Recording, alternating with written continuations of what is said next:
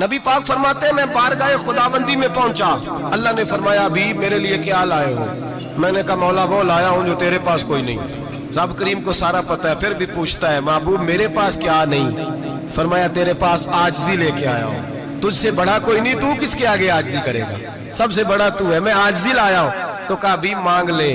او بھائی بچے بڑے پیارے ہوتے ہیں، لوگ جب ہاتھ اٹھاتے ہیں نا تو میں نے دیکھا ہے ماں باپ اپنے لیے بعد میں مانگتے ہیں، اولاد کے لیے، اور بالخصوص جو بیٹی ہوتی ہے نا بیٹی، او بھائیو میرا اور آپ کا پیار تو اور طرح کا ہے۔ دنیا میں اگر کسی نے بیٹی سے پیار کیا ہے تو مدینے والے حبیب نے سیدہ فاطمہ سے کیا ہے، حسن اور حسین سے کیا ہے۔ معراج کی رات جب نبی پاک سے رب کریم نے کہا کہ بولو محبوب کیا چاہیے، کسی کمزور روایت میں بھی نہیں ملے گا کہ نبی پاک نے کہا اے اللہ فاطمہ کے لیے کچھ دے، اے اللہ حسن حسین کے لیے کچھ دے۔ امتی بھول جاتا ہے، اسے خیال ہی نہیں آتا، یہ سوچتا ہے کیسے حضور کی فرما برداری کروں۔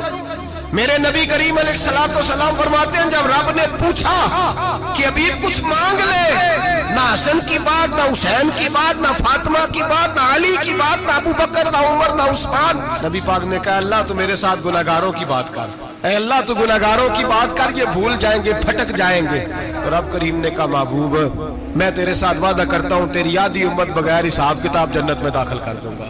نبی کریم نے فرمایا مولا نہیں، یہ بات مجھے قابل قبول، یہ بات منظور نہیں۔ ابھی تو کیا چاہتا ہے؟ تو کہا اللہ تو مجھے سفارش کا حق عطا کر، تو مجھے اجازت دے، میں کہتا جاؤں تو معاف کرتے جانا۔